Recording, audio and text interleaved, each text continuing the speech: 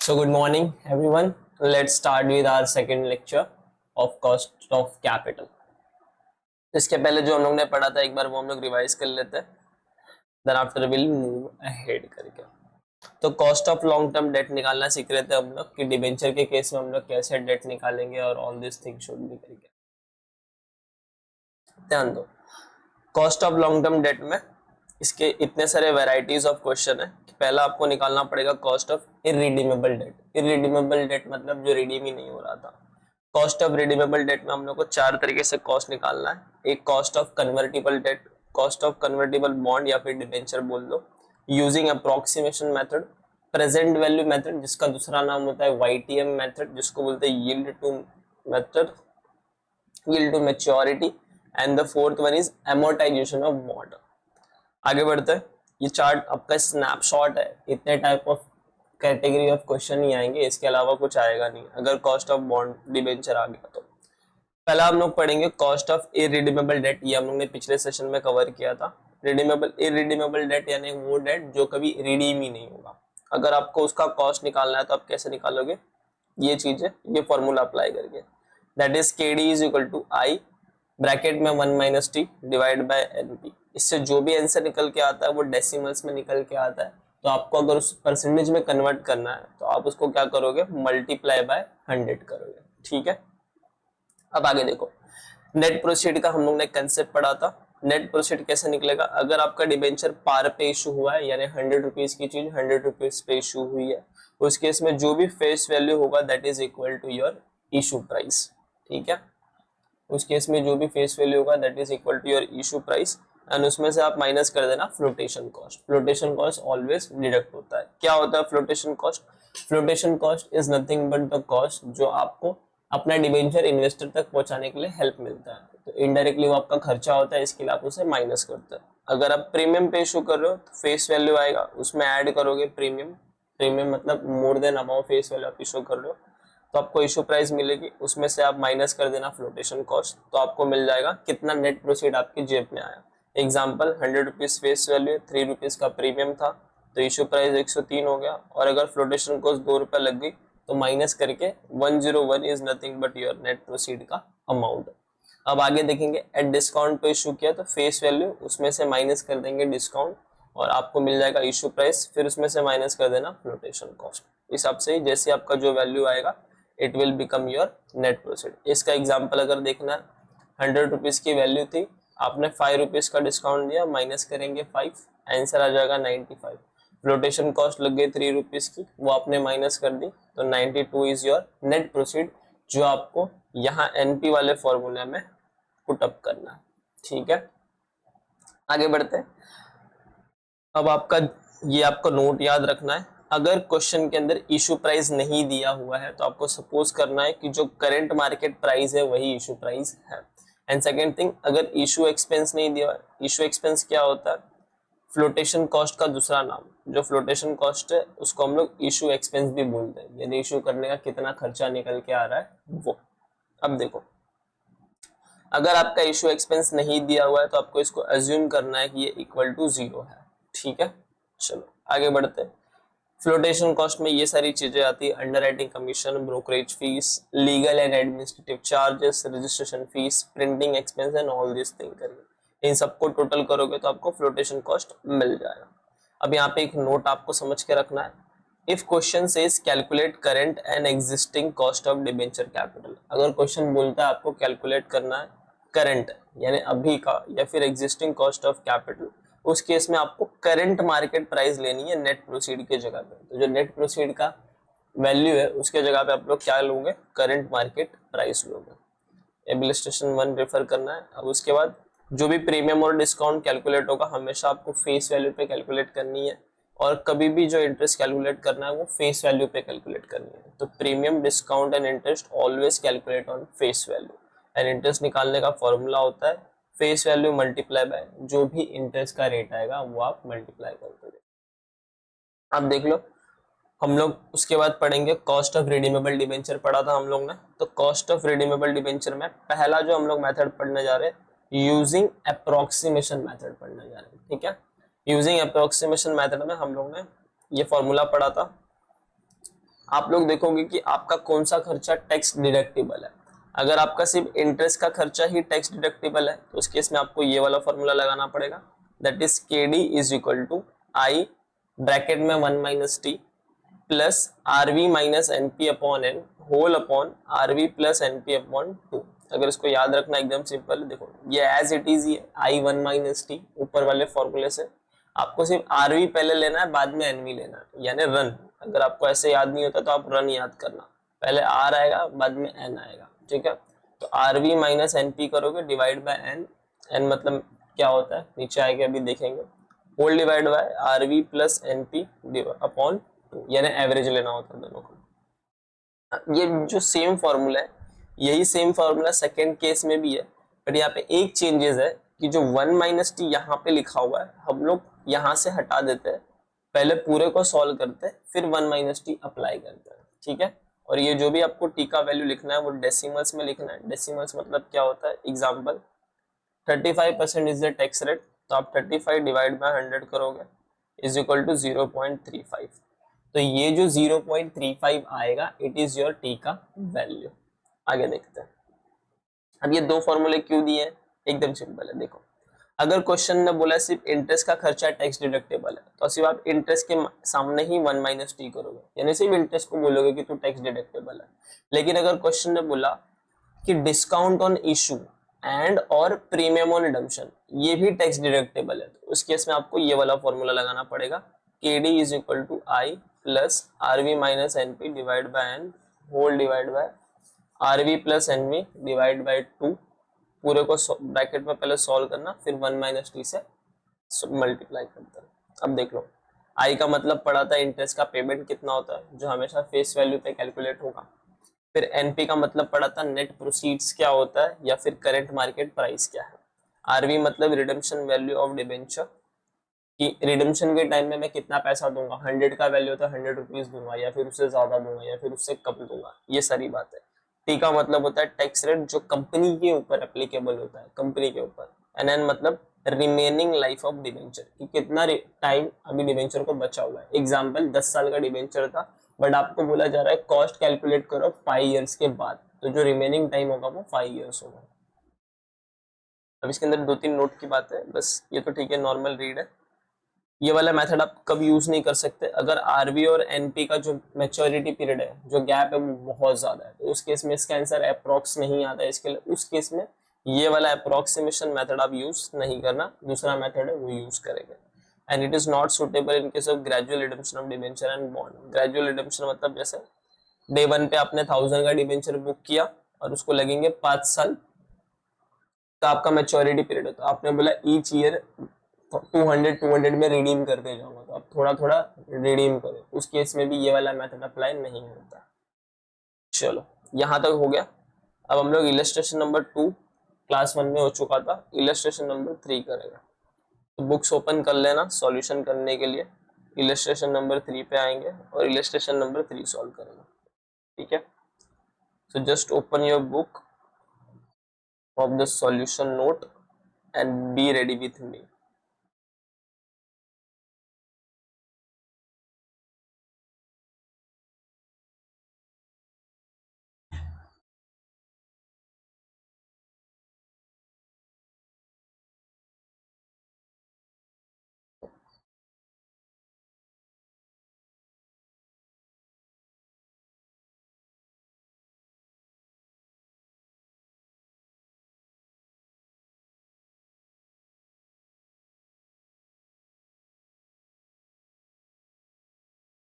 अगर आपके पास बुक है you can open the material also if you want to, so that marking भी हो जाएगा।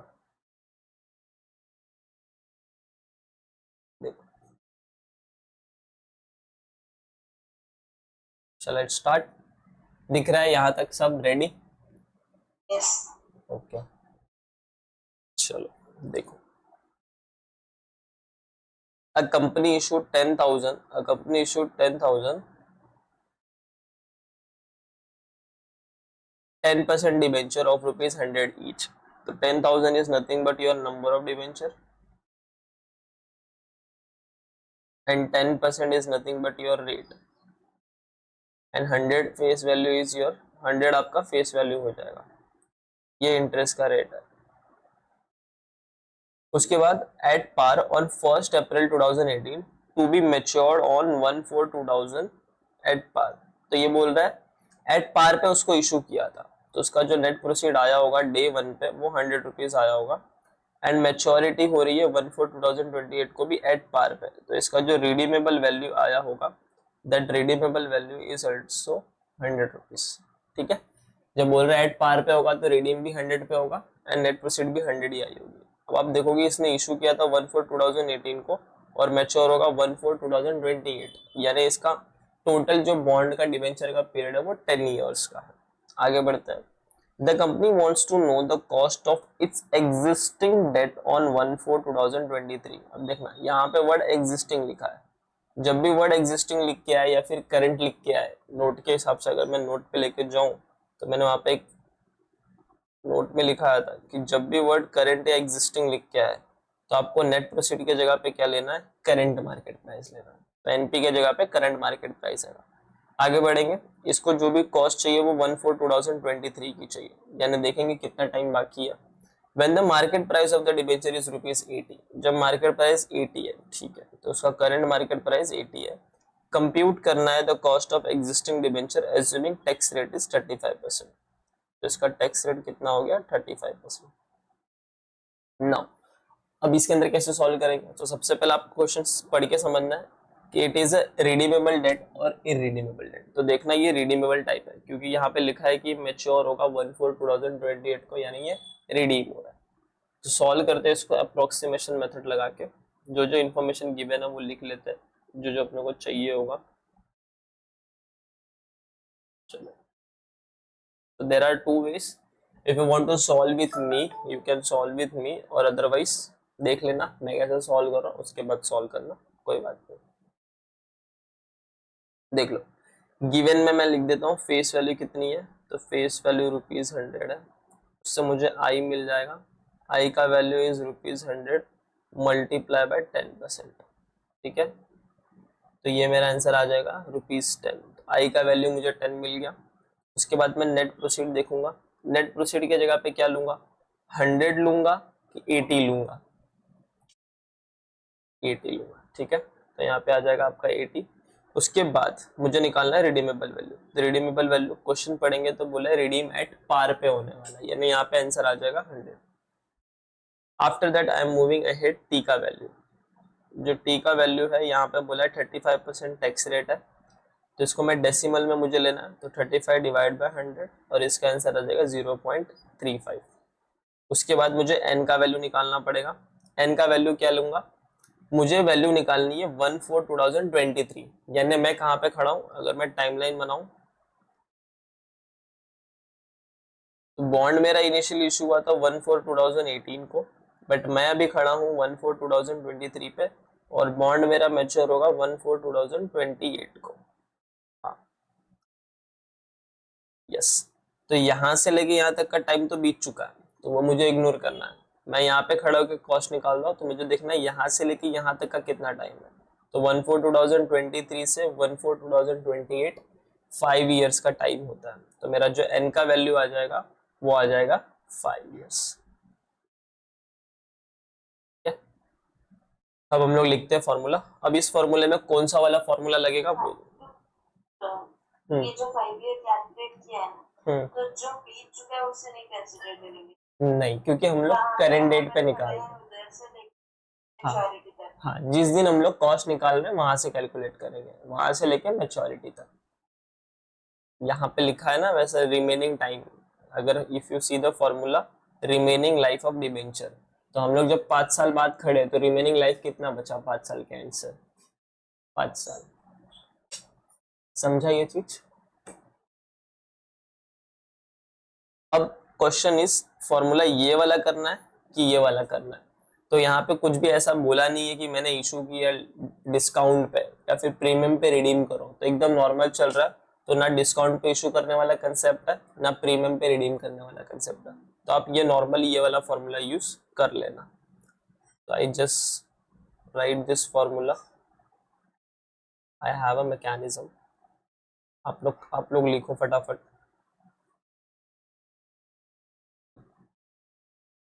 चलो आएंगे यहाँ पे और फॉर्मूला लिखेंगे। ठीक है, अब मैं स्टार्ट करो सॉल्विंग की तरफ। फॉर्मूला लिखना है। मेरे साथ लिख रहे हो कि खुद से सॉल्व कर रहे हो, मतलब मेरे साथ चल रहे हो कि यू आर वेटिंग फॉर? चल रहा है तुम्हारे साथ। अच्छा ठीक है, सो राइट दिस फॉर्मूला।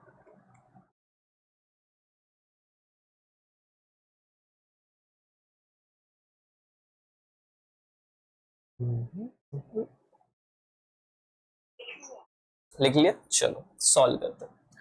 आई का वैल्यू, आई का वैल्यू इज ₹10, तो हम लोग यहाँ पे लिखेंगे आई का वैल्यू 10 है।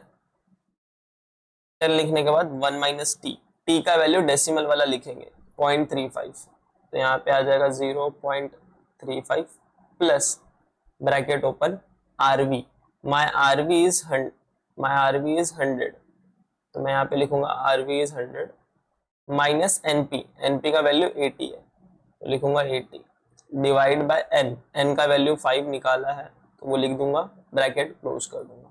ठीक है, उसके बाद whole divide by R V 100 plus 80 divide by 2, as formula के हिसाब से सारे वैल्यूज को मैंने पुट अप कर दिया। अब आगे फर्दर सॉल्व करते हैं।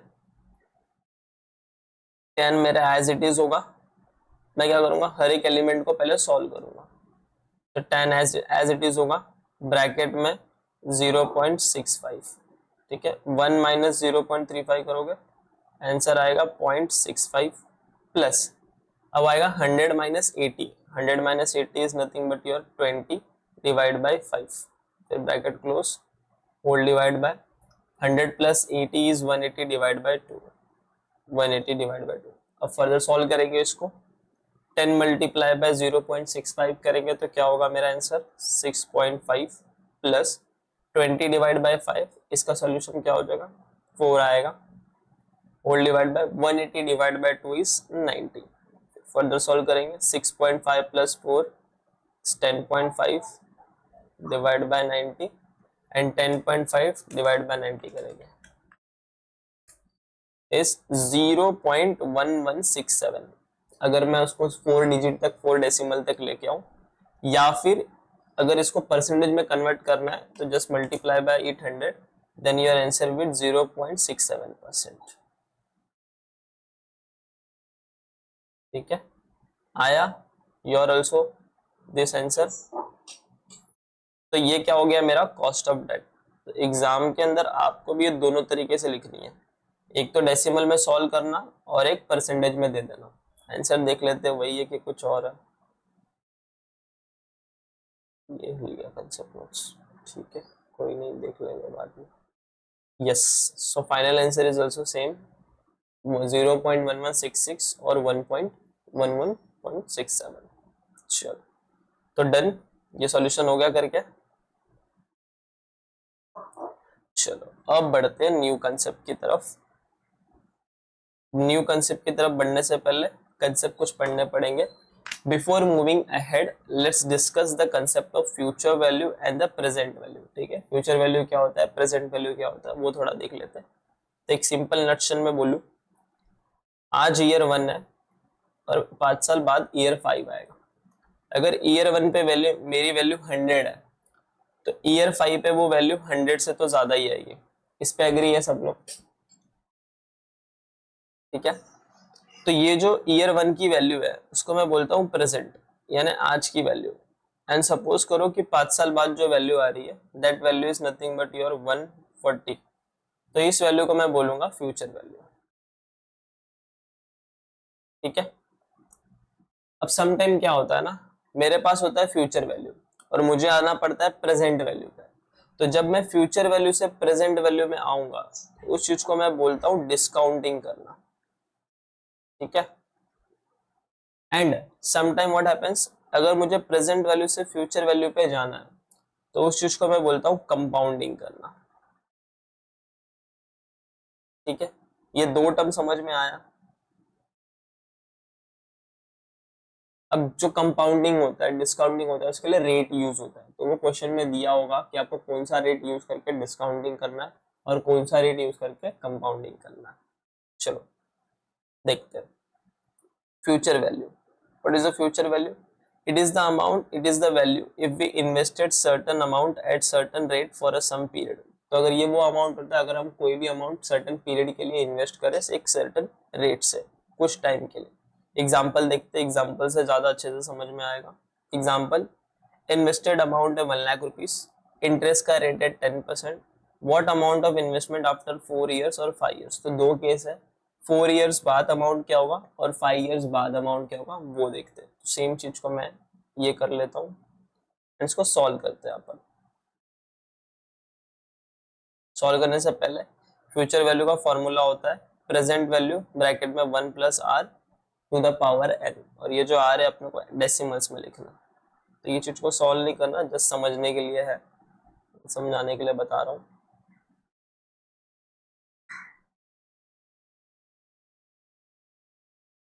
चलो देखो, ये now this is my question और मुझे इस चीज का फ्यूचर वैल्यू निकालना है। फ्यूचर वैल्यू निकालने का फॉर्मूला एकदम simple, future value is equal to present value bracket में 1 plus are to the power N करना है। अब जो आर है वो मुझे इन डेसिमल्स में लिखना है, ठीक है। यहाँ पे मेरा आर कितना है 10%, तो इसको मुझे डेसिमल में कन्वर्ट करना है। तो मेरा आर का वैल्यू 10%, फर्दर 10 डिवाइड बाय 100 करूंगा और फिर ये 0.1 हो जाएगा, ठीक है। अब मैं वैल्यूज पुट अप करता हूँ। Present value, my present value is 1 lakh, 1 plus R, R का वैल्यू 0.1, एंड एक बार मैं 4 ईयर लेके देखता हूँ और एक बार 5 ईयर लेके देखूंगा। तो एक बार 4 ईयर लिया, फिर आगे फर्दर सॉल्व किया, 1 लाख 1.1 टू द पावर 4। अब सबसे पहले मैं क्या करूंगा 1.1 टू द पावर 4 का वैल्यू निकालूंगा, फिर मल्टीप्लाई बाय 1 लाख करूंगा। तो वो कैसे निकलता है, value 1 lakh as it is लिख दिया। नाउ आपको क्या करना है, कैलकुलेटर पे जाना है, 1.1 लिखना है, ठीक है। टेक अ कैलकुलेटर एंड उस पर लिखो 1.1। जब आप 1.1 लिखोगे आप एक साल पे आ चुके हो, आफ्टर 1 ईयर आपका इन्वेस्टमेंट कितना था, फिर मल्टीप्लाई करना 2 टाइम्स प्रेस, तो वो फैक्टर कांस्टेंट हो जाएगा। फिर इक्वल टू 3 बार दबाना है, वापस बोलो कैलकुलेटर पे 1.1। जैसे आप 1.1 करते हो आप आफ्टर 1 ईयर आ जाते हो, आपको जो फैक्टर चाहिए वो आफ्टर 4 इयर्स चाहिए। तो कैलकुलेटर में सिर्फ 3 टाइम्स इक्वल टू प्रेस करना, तो इक्वल टू पहले 2 बार प्रेस करना तो कांस्टेंट फैक्टर हो जाएगा, फिर 3 टाइम्स इक्वल टू प्रेस करना, 1 2 3, आपका वैल्यू आ रहा होगा 1.4641। इतना आ रहा है क्या? तो this is nothing but your factor 1.4641। अब देखो इसका दूसरा मीनिंग क्या बनता है कि मेरे पास 1 रुपीज था ईयर 0 पे, मेरे पास 1 रुपीज था ईयर 0 पे, और आफ्टर 4 इयर्स वो बन गया 1.4641 एट द रेट 10%, क्योंकि फ्यूचर में वैल्यू हमेशा बढ़ेगी, ज्यादा होगी, कम नहीं होगी। तो मुझे ये फैक्टर लेना है और वहां पे लिखना है 1.4641। मैं यहाँ पे लिख दूंगा 1.4641। जैसे मैं लिखूंगा I just multiply it, 1 lakh multiply bye 4641, तो मेरा आंसर आ जाएगा 1,46,410, ठीक है। 4 इयर्स वाला कंसेप्ट समझा कि फ्यूचर वैल्यू में कैसे गए वो सब चीजें, ठीक है। तो 5 इयर्स वाला अगर निकालना है it will be also same like that. अगर मुझे 5 इयर्स वाला निकालना है तो मैं क्या करूंगा, future value same formula 1 plus are to the power N, present value is my 1 lakh, 1 plus R 0.1, N के जगह भी 5 लिख दूंगा क्योंकि मुझे 5 साल बाद जाना है। Then I further solve it, 1.1 to the power 5, then 1 lakh. अब मुझे निकालना है 1.1 टू द पावर 5, तो कैलसी पे लिखूंगा 1.1, 1 ईयर आफ्टर में चला गया, तो 2 टाइम्स इक्वल टू प्रेस करके 4 टाइम्स, 2 टाइम्स मल्टीप्लाई प्रेस करके 4 टाइम्स इक्वल टू प्रेस करूंगा, 1 2 3 4, फैक्टर आ रहा है 1.6105 अप टू 4 डिजिट तक आ रहा है कैलकुलेटर पे सेम चीज, ठीक है। इसको मल्टीप्लाई करेंगे 1 लाख मल्टीप्लाई बाय 1.6105, तो आंसर आ रहा होगा 161050। ठीक है, तो ये निकलता है फ्यूचर वैल्यू। फ्यूचर वैल्यू कैसे निकला, समझ में आया ये कंसेप्ट?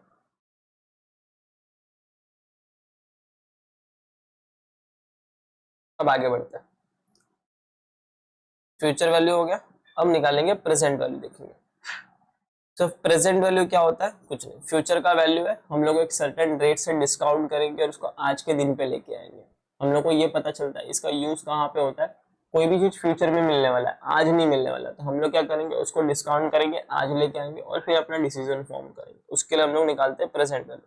अब ये फॉर्मूला डिराइव्ड है, प्रेजेंट वैल्यू का फॉर्मूला फ्यूचर वैल्यू से। मैं बोल रहा हूँ future value is equal to present value 1 plus are to the power n।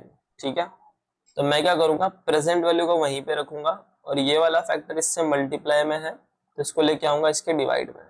तो मेरा वैल्यू बनेगा future value 1 plus are to the power n is equal to present value. ठीक है, अब इसको मैं ऐसे लिखूं या फिर ऐसे लिखूं, present value is equal to future value divide by 1 plus are to the power n। This is the derived formula. तो ये वाला जो फॉर्मूला है ये डिराइव्ड फॉर्मूला है।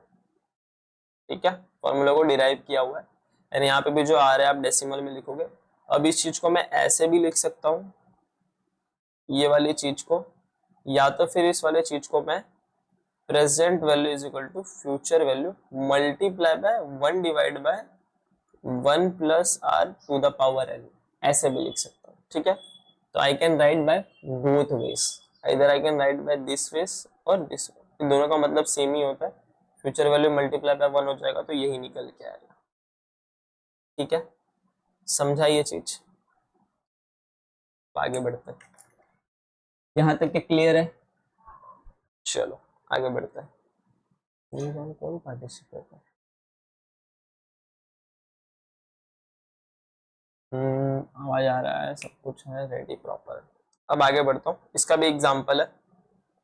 दिस इज द एग्जांपल कि फ्यूचर वैल्यू 20 लाख रुपीज है, डिस्काउंटिंग रेट इज 10%। तो फ्यूचर की वैल्यू 20 लाख है, discounting rate 10% and period 5 years है। तो इसको भी हम लोग सॉल्व करके देख लेते हैं दोनों मेथड से। दोनों 2 मेथड्स मीन्स 2 तरीके होते हैं सॉल्व करने के, मैं दोनों बताता हूँ।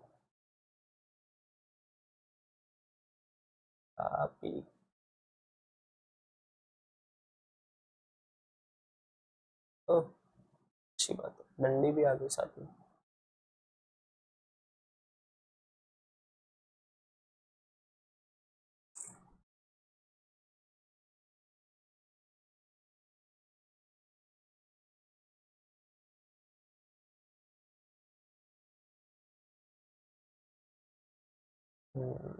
देख, एक होता है मेथड 1, तो मेथड 1 से भी बताता हूँ, मेथड 2 से भी बताता हूँ। यहाँ पे मेथड 1 क्या है, ओके चलो, तो मैंने फॉर्मूला लिख दिया सबसे पहले, future value is equal to, sorry present value चाहिए ना, तो present value is equal to जो भी फ्यूचर वैल्यू होगी उसको ऊपर लिखना, 1 प्लस आर करना टू द पावर n करना, फॉर्मूला लिख दिया। अब मैं सर अब इसका मतलब क्या है वो बता देता हूँ टाइमलाइन बना के। ये टाइमलाइन है, आप ईयर 0 पे खड़े हो और ईयर 5 पे आपको मिलने वाला है 20 लाख रुपीस 5 साल बाद। तो आपको इस 20 लाख को लाना है ईयर 0 पे। तो हमेशा याद रखना फ्यूचर की वैल्यू हमेशा ज्यादा होगी, प्रेजेंट वैल्यू हमेशा कम होगी। तो ये 5 साल बाद 20 लाख रुपीस मिलने वाला है, बट मुझे ईयर 0 पे आना है, तो उसके लिए मैं निकालूंगा प्रेजेंट वैल्यू। और यहाँ पे जो रेट दी हुई है दैट रेट इज 10% के आसपास। देखो सॉल्व करते हैं। फ्यूचर वैल्यू इतना दिया, फ्यूचर वैल्यू क्या दिया 20 लाख, तो हम लोग लिख देंगे 20 लाख। वही फोन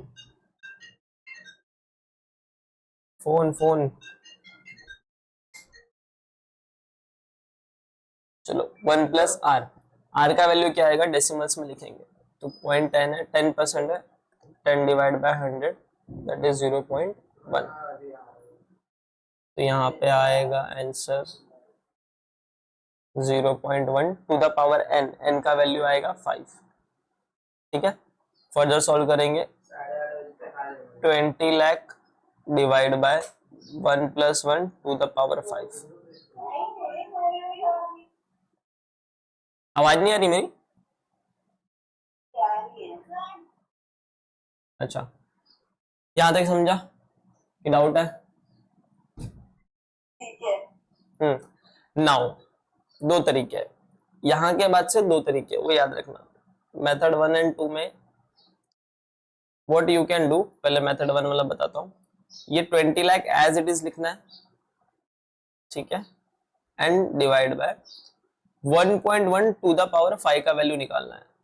1.1 टू द पावर 5 अभी हम लोग ने निकाला ना, इसके पहले क्या किया था, कैलसी पे 1.1 लिखा था, फर्स्ट ईयर पे आ गए थे, 2 टाइम्स मल्टीप्लाई प्रेस किया तो कांस्टेंट हो गया, फिर 4 टाइम्स अपने को इक्वल टू प्रेस करना है, 2 3 4 5, तो अपने को आ जाएगा आंसर 1.6105, और यही वाला वैल्यू हम लोग को क्या करना है, यहाँ पे लिखना है, दैट इज 1.6105। समझा ये चीज? कुछ नहीं किया, 1.1 टू द पावर 5 का वैल्यू निकाला, वो वैल्यू आया और उसको यहाँ पे लिखा, ठीक है। इसको आप सॉल्व कर देंगे, 20 लाख लिखेंगे ऊपर, डिवाइड बाय 1.6105, तो आपका आंसर आ जाएगा 1241850, ठीक है। ये होता है पहला मेथड कि आप क्या करो, इस फैक्टर का वैल्यू निकाल लो और उसको डायरेक्ट नीचे लिखो और डायरेक्ट इसको ऐसे करके सॉल्व करके आपका वैल्यू निकालो। एक होता है दूसरा फैक्टर, दूसरे तरीके से भी सॉल्व करना सिखाता हूँ, second method also. Second method देखो, दरवाजा बंद कर देना। सेम मेथड नंबर 2,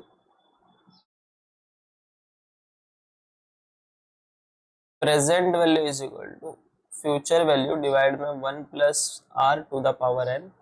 माई फ्यूचर वैल्यू का वैल्यू है 20 lakh, divide by 1 plus R 0.1 to the power 5, ठीक है। उसके बाद मैं लिखूंगा 20 लाख एंड फर्दर सॉल्व करके ये बन जाएगा 1.1 टू द पावर 5। अब मैंने बोला था कि इस चीज को मैं चाहे तो ऐसे लिख सकता हूँ या तो इसको अनदर तरीके से भी लिख सकता हूँ, that is 20 lakh multiply by 1 divide by 1.1 to the power 5, ठीक है, ये लिख दिया। अब मैं क्या करूंगा, इसका वैल्यू निकालूंगा, इस पूरे का वैल्यू निकालूंगा। तो इस पूरे का वैल्यू निकालने के लिए क्या करूंगा, कैलकुलेटर पे लिखूंगा 1 डिवाइड बाय 1.1, पहले इतना लिखूंगा 1 डिवाइड बाय 1.1, जैसे मैंने लिखा 1 डिवाइड बाय 1.1 तो मेरा आंसर आ रहा है 1 divide by 1.1, my answer is coming out 0.909, यानी मैं फर्स्ट ईयर के डिस्काउंटिंग फैक्टर पे पहुंच गया। फर्स्ट ईयर के डिस्काउंटिंग फैक्टर में मतलब अगर मैं टाइमलाइन बना के बताऊं, पूरा टाइमलाइन बना के बताता हूं कि मैं ईयर 1 पे हूं, ठीक है, अगर मुझे ईयर 0 पे आना है तो 1 रुपए की वैल्यू मेरी बन गई 0.909। अगर मैं डिस्काउंटिंग कर रहा हूँ उसको 10% के रेट से, फिर मुझे कब आना है, 5 साल पहले आना है। तो सपोज करेंगे यहाँ पे मैं 5 साल लिख देता हूँ, ईयर 5 लिख देता हूँ, यहाँ पे आएगा ईयर 5, और वहां से अगर पीछे आ रहा हूँ तो मैं इसको ईयर 4 बोलूंगा, इसको ईयर 3 बोलूंगा, इसको year 2, then year 1 and then आपका ईयर 0 आएगा। तो 1 साल पहले 5 ईयर से ईयर 4 पे आऊंगा तो 1 साल पहले आऊंगा तो 1 रुपए की वैल्यू 0.909 आ जाएगी। फिर आपको 2 टाइम्स मल्टीप्लाई करना है and then equal to press करना है, तो 3 इयर्स के फैक्टर पर 0.826, फिर 1 टाइम और करेंगे 0.751, देन 1 टाइम मोर 0.683, देन 0.621, ये सब अपर राउंड ऑफ हो रहा है, ठीक है। तो आपका 5th ईयर का फैक्टर आ रहा होगा 0.621, यानी 1 रुपए की वैल्यू अगर मुझे प्रेजेंट वैल्यू आज के डेट में निकालना है तो उसका वैल्यू आएगा 0.621। समझा ये चीज?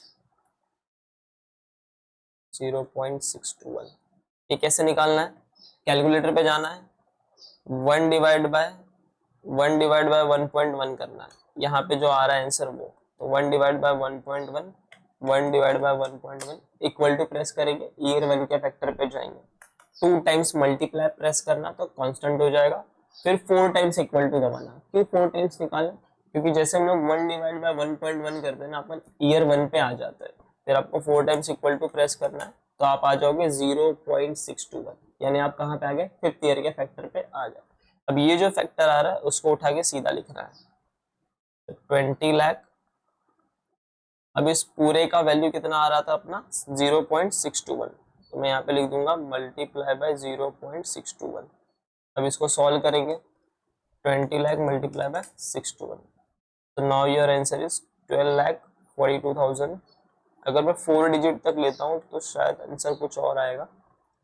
आई टेक इट, ठीक है 3 डिजिट्स तक लेके खत्म करते हैं। सॉल्यूशन नोट्स में 4 डिजिट्स तक लिया है, तो इसमें कोई टेंशन लेने वाली बात नहीं है। लेट मी टेक 4 डिजिट्स तक लिया। अगर 4 डिजिट्स तक लेंगे तो इसका फैक्टर आता है 0.6209। 20 लाख 0.6209, तो आंसर आएगा 12.41800। 20 लाख मल्टीप्लाई बाय 6209, 12.41800।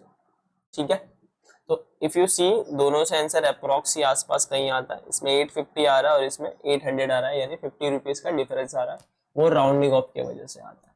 तो समझ गए दो मेथड से कैसे सॉल्व करना है, फ्यूचर वैल्यू निकालना है, फ्यूचर वैल्यू से प्रेजेंट वैल्यू पे आना के लिए। ये समझा यहाँ तक? चलो अब बढ़ेंगे एमोर्टाइजेशन ऑफ बॉन्ड की तरफ। क्या होता है एमोर्टाइजेशन ऑफ बॉन्ड, वो देखते हैं।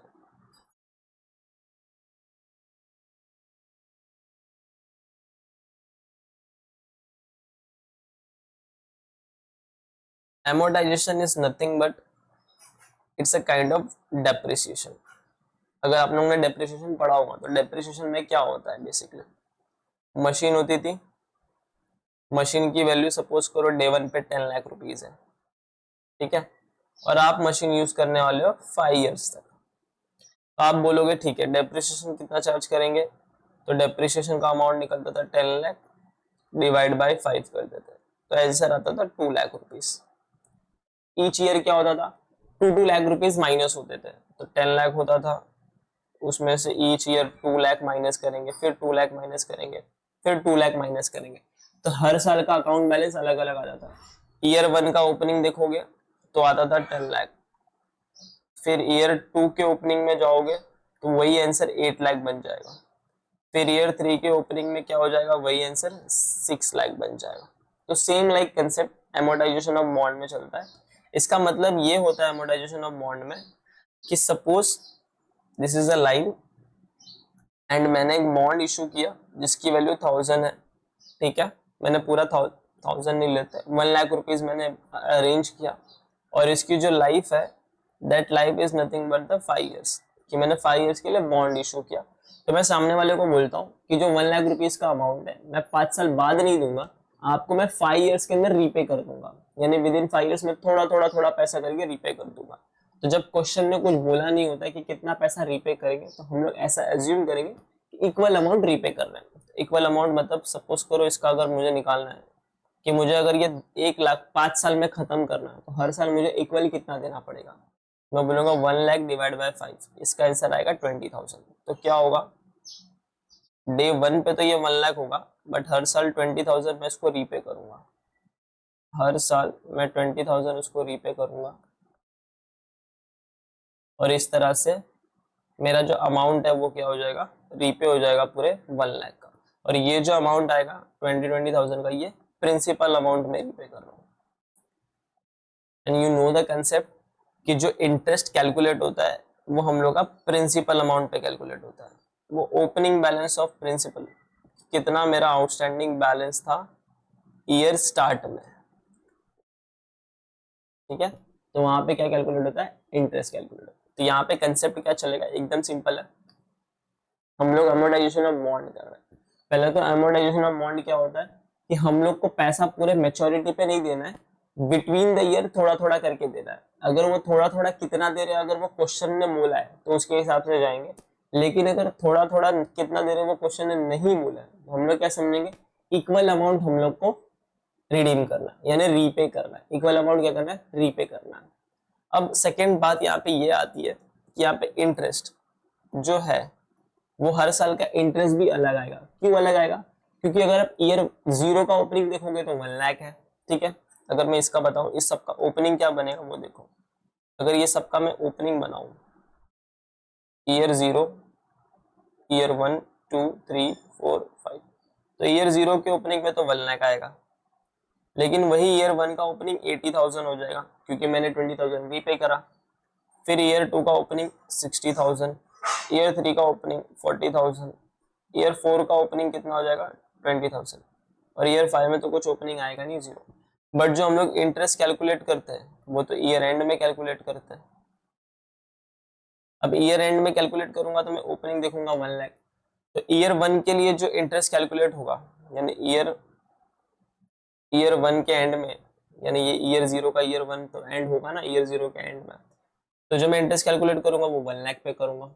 जब ईयर 2 के एंड में कैलकुलेट कर रहा रहूंगा तो ईयर 2 का ओपनिंग तो ये, अब देखो ये अगर सबका क्लोजिंग है, this amount is the closing, that opening भी यही अमाउंट बनेगा। ईयर 1 का ओपनिंग 1 लाख बनेगा, ईयर 2 का ओपनिंग 80,000, तो इस हिसाब से मेरा जो इंटरेस्ट कैलकुलेट होगा उसका अमाउंट भी चेंज हो जाएगा। ठीक है, यहां तक चीजें समझी कि कुछ डाउट है?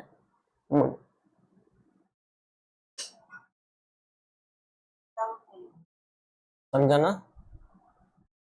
अब हम क्वेश्चन पे जाते हैं, इसको क्वेश्चन से सॉल्व करेंगे, ज्यादा बेटर तरीके से समझेगा। एक बार कंसेप्ट देख लेते हैं, फिर क्वेश्चन सॉल्व करेंगे और अच्छे से समझेगा। देखो, amortisation of bond, a bond में बी एमोर्टाइज्ड एवरी ईयर, तो हो सकता है एमोर्टाइज कर रहे हो आप, उसको कम कर रहे हो, and that is principal is repaid every year rather than at maturity. इसका मतलब होता है प्रिंसिपल आप रीपे कर रहे हो हर साल, ना मैच्योरिटी पे नहीं जा रहे हो, उसके पहले आप रीपे कर रहे हो। उसके बाद अब प्रिंसिपल में भी go down every, the principal में भी गो डाउन एवरी ईयर, यहाँ पे ईयर आएगा,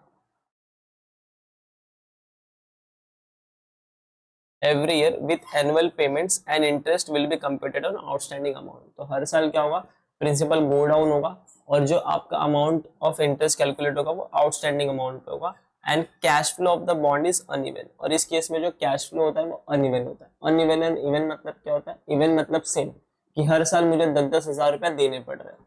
अनइवन मतलब नॉट सेम, कभी 10, कभी 12, कभी 13, कभी 14, उसको बोलते हैं अनइवन कैश फ्लोस। अब ये वाले टाइप ऑफ वेराइटी के क्वेश्चन को सॉल्व कैसे करना है, तो स्टेप नंबर 1 आप कैलकुलेट करोगे outstanding amount at the end of each year, हर साल मेरा आउटस्टैंडिंग अमाउंट कितना हो रहा था। स्टेप नंबर 2 कैलकुलेट करोगे interest on beginning amount of each year, फिर आप इंटरेस्ट का कैलकुलेशन करोगे। फिर स्टेप नंबर 3 में ऐड कर देना प्रिंसिपल के अमाउंट को और इंटरेस्ट, यानी दोनों के अमाउंट को अपने को क्या करना है, ऐड करना है। और स्टेप नंबर 4 में प्रेजेंट वैल्यू फाइंड आउट करना है। प्रेजेंट वैल्यू कैसे फाइंड आउट करोगे, अब देखो यहाँ पे निकलेगा हमको वैल्यू ऑफ बॉन्ड, यानी इस वैरायटी ऑफ क्वेश्चन में हम लोग को बॉन्ड का वैल्यू निकालना पड़ता है। ये वैरायटी ऑफ क्वेश्चन में हम लोग को कोई भी कॉस्ट नहीं निकालना होता है। यहाँ पे क्या निकालना पड़ता है हमको, वैल्यू ऑफ बॉन्ड, कि बॉन्ड का वैल्यू कितना होगा। तो थोड़ा सा एक ट्विकिंग है इसके अंदर, कि कॉस्ट ऑफ डिबेंचर में ये कंसेप्ट डाल दिया है, तो हो सकता है एमसीक्यू के लिए आ जाए या फिर प्रॉपर एक 5 मार्क्स का हम लोग फ्रेम करके दे दें। अब इसके अंदर कैसे निकलेगा वैल्यू ऑफ बॉन्ड, आपको ईयर 1 का प्रेजेंट वैल्यू निकालना है, 2 का निकालना है, 3 का निकालना है, 4 का निकालना है। ये पार्ट पे बात पे आते हैं, पहले हम लोग यहाँ तक सॉल्व करते हैं। बस याद रखना स्टेप नंबर 4 में प्रेजेंट वैल्यू निकालेंगे, और ये जो प्रेजेंट वैल्यू निकालेंगे वो मेथड 1 के हिसाब से निकालेंगे। चलो इसमें बात पे आते हैं, क्वेश्चन पे जाते हैं, फिर और अच्छे से समझेगा। इलस्ट्रेशन नंबर 5 ओपन कर लेना। इलस्ट्रेशन नंबर 5,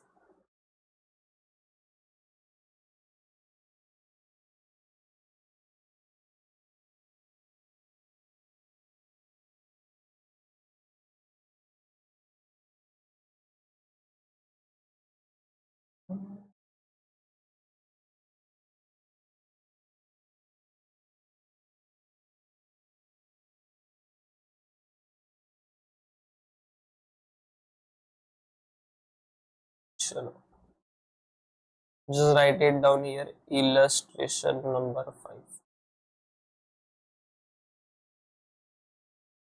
क्वेश्चन पढ़ता हूँ, देखो क्वेश्चन, आरबीएमएल इज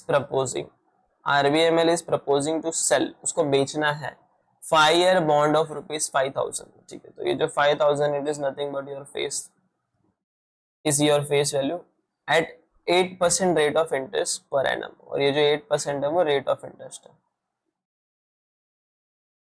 यानी उसको 5,000 रुपए में ये बॉन्ड बेचना है। इन शॉर्ट फेस वैल्यू तो 5,000 नहीं हो सकती कभी भी, फेस वैल्यू इसका 100 ही होगा, बट आपको ये समझना है कि उसको जो बॉन्ड बेचना है वो 5,000 रुपीज में बेचना है।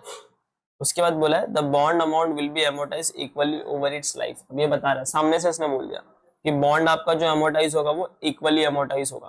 तो इक्वली अगर निकालना है तो मैं कैसे निकालूंगा, देखो 5,000 इज माई अमाउंट, ठीक है, 5,000 मेरा अमाउंट हो जाएगा और मैं 5 साल उसको रखूंगा, तो इक्वल अमाउंट क्या आएगा, एकदम सिंपल है, 5,000 डिवाइड बाय 5 ईयर्स, तो योर आंसर इज 1,000। यानी हर साल क्या होगा, 1,000 से मैं रीपे करूंगा। उसके बाद कैलकुलेट करना है बॉन्ड का present value for an investor if you expect a minimum rate of return 6%। तो ये रही मेरी डिस्काउंटिंग रेट। मैं बोला था ना, जब भी हम लोग को कंपाउंडिंग करना है या डिस्काउंटिंग करना है तो क्वेश्चन में कुछ खुद कुछ बोलेगा, तो ये इन्वेस्टर के रेट से हम लोग क्या करते हैं, उसको कंपाउंडिंग या डिस्काउंटिंग करेंगे। अब देखते कैसे आ गया, चलो स्टार्ट करते हैं solving. Step number 1, step number 1 में आपको निकालना है क्या, स्टेप नंबर 1 में आपको निकालना है outstanding amount at the end of each year. चलो आउटस्टैंडिंग अमाउंट निकालना है ना, इसके लिए देखो आप यहाँ पे लिखोगे पर्टिकुलर्स, फिर यहाँ पे लिख देना year 1, year 2, year 3, year 4, year 5। यहाँ पे लिखना है बिगनिंग, फिर यहाँ पे लिख देना है कोई पेमेंट किया क्या, यहाँ पे लिख देना रीपेमेंट, और फिर आपका यहाँ पे आ जाएगा क्लोजिंग। ठीक है, अब ईयर 1 जब बॉन्ड इशू हुआ तो बिगनिंग में उसकी वैल्यू तो 5,000 ही थी, तो हम लोग यहाँ पे लिखेंगे ईयर 1 के बिगनिंग में उसकी वैल्यू 5,000 थी। अब हमको इतना पता है कि हर साल हम लोग 1,000 क्या कर रहे हैं, रिडीम कर रहे हैं, तो रीपेमेंट वाले कॉलम में जाके 1,000 लिख देना। ईच ईयर हम लोग 1,000 क्या कर रहे हैं, रिडीम कर रहे हैं। ठीक है, यहाँ तक हो गया, आगे बढ़ते हैं। अब इसको बस सॉल्व करना है, 5,000 माइनस 1,000 इज 4,000। अब देखना यहाँ पे जो ईयर 1 का क्लोजिंग है वो मेरा ईयर 2 का क्या बन जाएगा, बिगिनिंग बन जाएगा। तो ईयर 2 का मेरा बिगिनिंग 4,000 हो गया, फिर इसको माइनस करेंगे 3,000, फिर ये बन जाएगा बिगनिंग, फिर आएगा 2,000, इसको बनाएंगे बिगनिंग, फिर अब यहाँ पे आएगा 1,000 और इसको बनाएंगे बिगनिंग, और आपका आंसर हो जाएगा 0। चलो यहाँ तक हो गया सबका,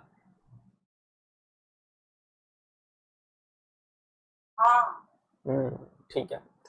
अब यहाँ पे ध्यान देना, दिस क्लोजिंग वैल्यू क्लोजिंग है, बट आउटस्टैंडिंग वैल्यू देखना है अगर मुझे ईच ईयर का, तो बिगनिंग वैल्यू देखना। ईयर 1 का बिगनिंग वैल्यू 5,000, ईयर 2 का बिगनिंग वैल्यू 4,000, ईयर 3 का 3, ईयर 4 का 2 और ईयर 5 का 1। तो अब जो मैं स्टेप 2 में इंटरेस्ट कैलकुलेट करूंगा, स्टेप नंबर 2 में मुझे कैलकुलेट करना है इंटरेस्ट, वो मैं करूंगा बिगनिंग वैल्यू पे, क्योंकि कभी भी इंटरेस्ट बिगनिंग वैल्यू पे कैलकुलेट होता है। तो same like that, particular outstanding amount is nothing but your beginning value, year 1, year 2, year 3, year 4, year 5। Outstanding amount में सेम आएगा 5,000, 4,000, 3,000, 2,000। यहाँ पे आएगा 5,000, 4,000, 3,000, 2,000 एंड 1,000। अब आप लिखोगे इंटरेस्ट का रेट, कौन सा वाला इंटरेस्ट लिखेंगे यहाँ पे, बॉन्ड के ऊपर कितना इंटरेस्ट मिल रहा है 8%, वो वाला लिखना। इन्वेस्टर का कितना रिक्वायर्ड रिटर्न है वो नहीं लिखना, वो तो इन्वेस्टर का एक्सपेक्टेशन है, बट एक्चुअली कितना बॉन्ड दे रहा है हम लोग को 8%, तो ये वाला इंटरेस्ट आएगा।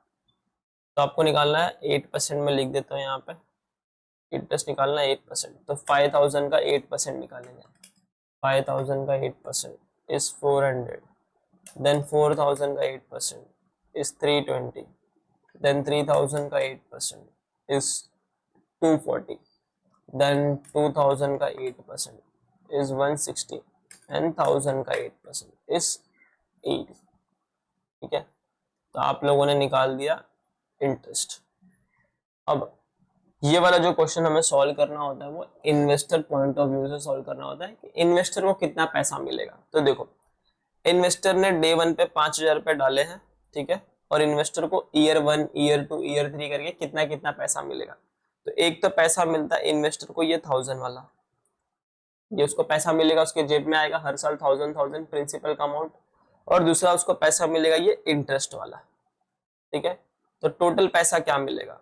तो अगर मैं बोलूं उसका टोटल कैश इनफ्लो क्या होगा, टोटल कैश इनफ्लो क्या होगा, हम लोग निकालेंगे।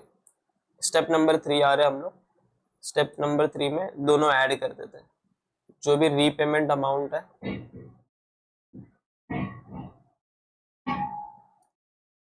प्लस इंटरेस्ट का इंटरेस्ट दोनों ऐड करेंगे। तो year 1, then year 2, year 3, year 4, year 5। ठीक है, ईयर 5। अब देखो यहाँ पे आएगा प्रिंसिपल रीपेमेंट और यहाँ पे आएगा इंटरेस्ट। हर साल 1000 दे रहे हैं।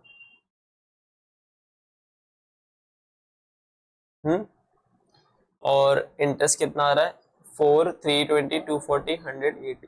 तो वो लिख देंगे 400, 320, 240, 160 एंड 80। अब क्या कर देंगे, दोनों का टोटल कर देंगे। टोटल करेंगे तो पहला वाले का टोटल हो जाएगा 1400, दूसरा होगा 1320, थर्ड वन इज 1240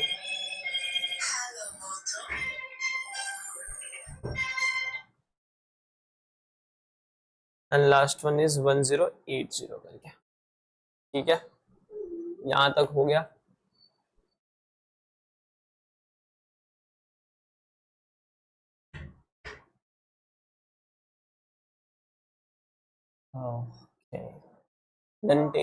चलो अब यहाँ पे ध्यान देना, ये जो 1400 है ये ईयर 1 के एंड में मिल रहा है। ठीक है, ये 1320 ईयर 2 के एंड में मिल रहा है, देन 1240 ईयर 4 के एंड में, एंड 1160 ईयर 4 और 1080 ईयर 5 के एंड में। इन सबको हमको क्या करना है, प्रेजेंट वैल्यू में लेके आना है। समझा, इन सबका क्या करना हमको, प्रेजेंट। अगर ऐसा नहीं समझ रहा है तो मैं डायग्राम से समझाता हूँ, टाइमलाइन बना के बताता हूँ और अच्छे से समझेगा। 1 2 3 4 5 ईयर 1, ईयर 2, ईयर 3, 5 ईयर 0, 1400, 1320, 1240, 1160, 1020। अब देखना, ये पैसा मिल रहा है ईयर 1 के एंड में, तो मुझे इसको कहाँ लाना है, ईयर 0। यानी पे यहाँ पे जो n का वैल्यू आएगा वो 1 आएगा, फिर 1320 इसको मुझे लाना है ईयर 0 पे, तो यहाँ पे 2 साल का वैल्यू आएगा, n का वैल्यू आएगा 2। फिर है ईयर 3, इसको मुझे लेके आना है ईयर 0 पे, तो यहाँ पे n का वैल्यू कितना आएगा, 3 आएगा। यानी जितने साल बाद मिल रहा है उतने साल मुझे सबको ईयर 0 पे लाना है। इन शॉर्ट सारे वैल्यूज को मुझे क्या करना है, ये सारे मेरे फ्यूचर्स के वैल्यू है, अभी नहीं मिलेंगे, फ्यूचर्स में मिलेंगे। तो इन सब वैल्यू को मुझे कहाँ लाना है, ईयर 0 पे लाना है। कहाँ लाना है, ईयर 0 पे लाना है।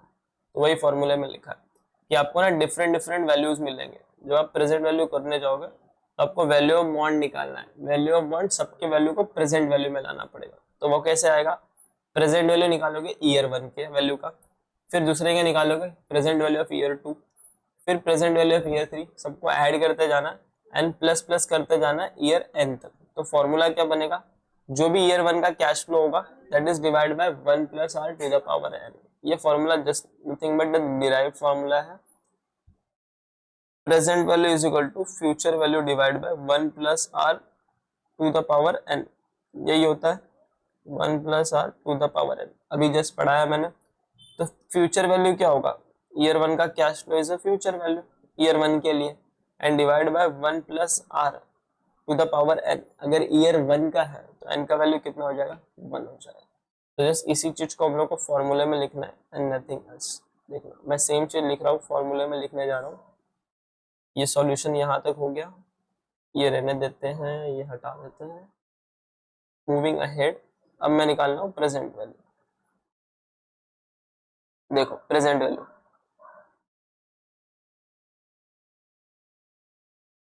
तो प्रेजेंट वैल्यू निकालने के लिए वैल्यू ऑफ बॉन्ड मुझे क्या करना पड़ेगा, 5 साल के कैश फ्लोज लेने पड़ेंगे।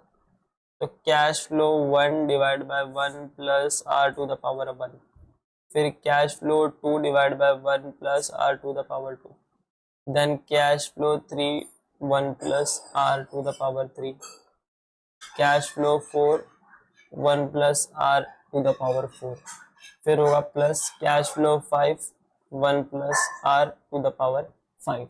ऐसे करके फर्दर सॉल्व करेंगे। सबका कैश फ्लो हमको पता है, ईयर 1 का क्या है, 2 का क्या है, 3 का क्या है, 4 का। अब यहाँ पे जो आर का वैल्यू आएगा ना, आर का वैल्यू ये आएगा इन्वेस्टर का एक्सपेक्टेशन कितना था। तो अगर हम लोग क्वेश्चन देखेंगे तो इन्वेस्टर का एक्सपेक्टेशन कितना है क्वेश्चन के अंदर, इस 6% है। तो 6% आर का वैल्यू लेना है हम लोग को। हम लोग यहाँ पे आएंगे, लिखेंगे 6%, फर्दर सॉल्व करेंगे 6 डिवाइड बाय 100 और ये होगा आपका 0.06। तो आर के जगह पे आंसर आएगा 0.06। तो सॉल्व लिखते हैं सारे वैल्यूज को। Cash flow 1 1400 divide by 1 plus, एक काम करते हैं 1 प्लस आर का वैल्यू यहीं पे निकाल देता है। तो 1 प्लस 0.06, टाइम बचेगा, बार बार नहीं लिखना पड़ेगा। इसका फाइनल आंसर हो जाता है 1.06। तो हम लोग 1 प्लस आर का वैल्यू डायरेक्ट लिख देते हैं 1.06। तो यहाँ पे आएगा 1.06 to the power 1 plus cash flow year 2 का कितना है 1320। यहाँ पे आएगा 1320 divide by 1.06 to the power 2, then 1240 1.06 to the power 3, then 1160 1.06 to the power 4, then 1080 1.06 to the power 5। एक मिनट है।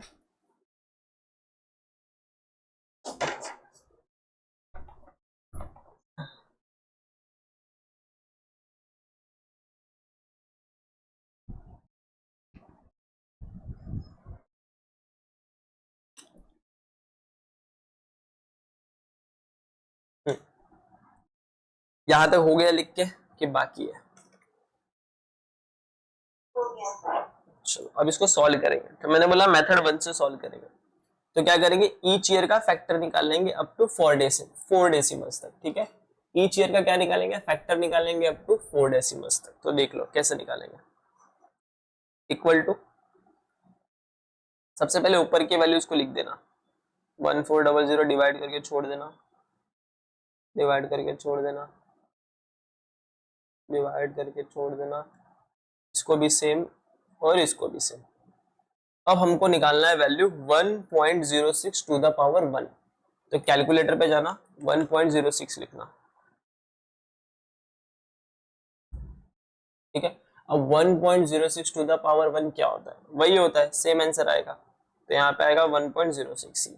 ठीक है, अब इक्वल टू 2 बार प्रेस करना और मल्टीप्लाई में 2 बार प्रेस करना और इक्वल टू प्रेस करना। तो आंसर आ रहा होगा 1.1236। तो उसको लिख देना 1.1236। ये ईयर 2 पे चले गए अपन। फिर एक बार और इक्वल टू प्रेस करना, तो आंसर आ रहा होगा 1.1910। ठीक है, अप टू 4 डेसिमल। फिर एक बार और इक्वल टू प्रेस, फिर आंसर आ रहा होगा 1.2625। मैंने राउंडिंग ऑफ किया है, 1.26247 जा रहा था, तो 7 को 5 में कन्वर्ट करके एक बार और इक्वल टू प्रेस करोगे, आंसर आएगा 1.3382। ठीक है, ये फैक्टर कैसे आया, ये समझ में आया कि वापस बताऊं?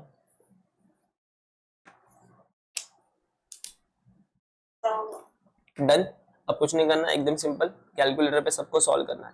1400 divide by 1.06, then 1320 divide by 1.1236, ये सब करके सॉल्व करना, अप टू 2 डेसिमल तक सॉल्व करना, सबके आंसर अप टू 2 डेसिमल तक लिख देना। पहले का आंसर आएगा 1320.75 प्लस 1320 1.1236, दूसरा आंसर आएगा 1174.79 plus 1240 divide by 1.91, third answer is 1041 divide by 14, then 1160 divided by 1.625. Fourth one is 918.81, 918.81 and 1080 divided by 1.338. And last one is 807 divided by 0.05, और इन सबको कर देना है आपको add, 1320.75 plus 1174.79 plus 1041.14 plus 918.81 plus 807.05. Your final answer is 5262.54. आ रहा है क्या उतना ही कि जस्ट मेरा वैल्यूज कॉपी पेस्ट कर रहे हो? ठीक है, ये वैल्यू आया तो बता देना।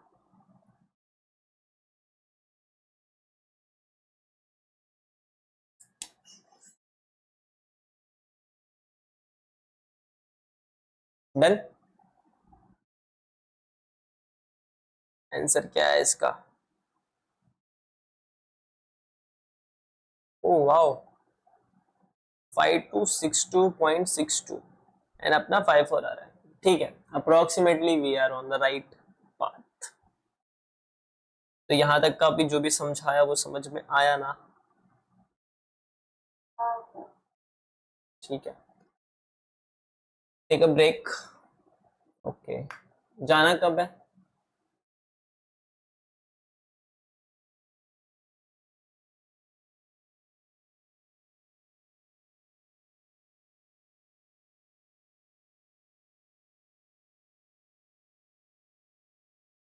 कितना, 10 चाहिए 15 चाहिए? फिर 15 चाहिए? मेरे को नहीं चाहिए, चाहिए उतना मेरे को नहीं चाहिए।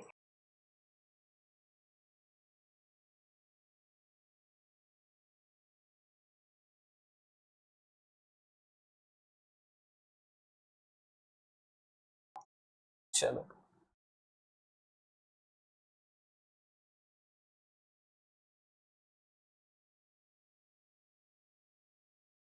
इट्स ब्रेक टाइम, ब्रेक ले लो।